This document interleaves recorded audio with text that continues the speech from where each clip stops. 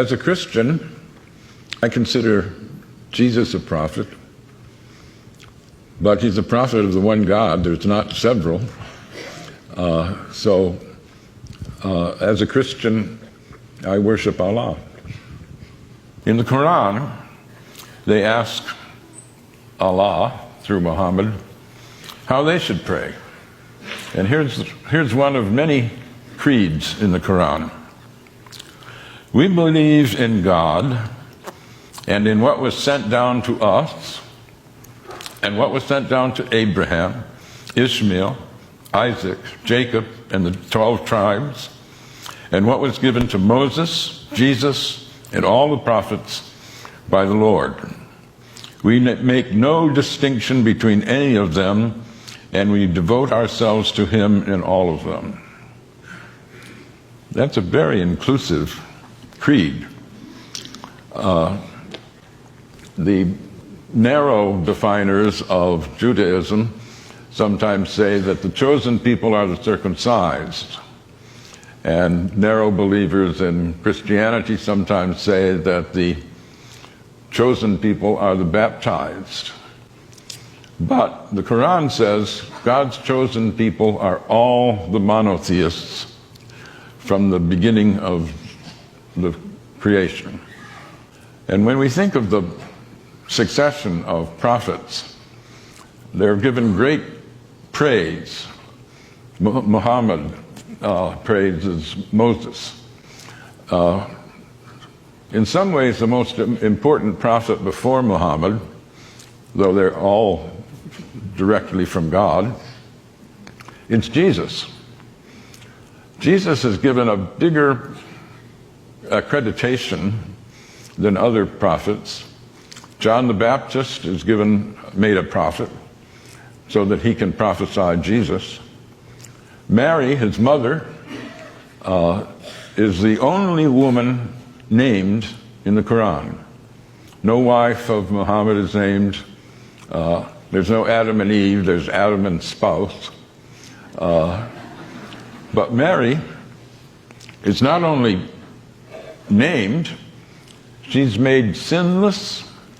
She conceives Jesus in virgin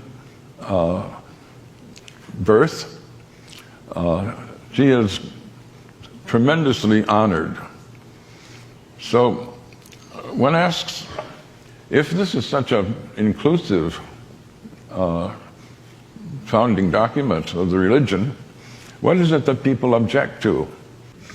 It's pretty easy to misrepresent Islam because so few have read the Quran. This book I published is a product of my shame.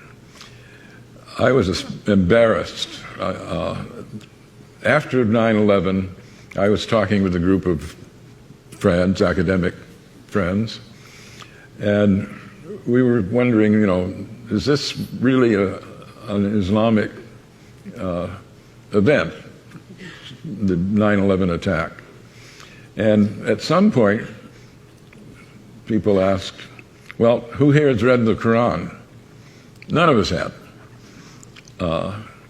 And a friend of mine said, not even you, Gary? I thought you were a student of religion. And I said, yeah, that's the problem. I'm totally ashamed. And so I went and have been trying to repair that stupidity ever since. But I've tried in a lot of venues to ask how many people have read the Quran. Dare I do it now? How many have read the Quran?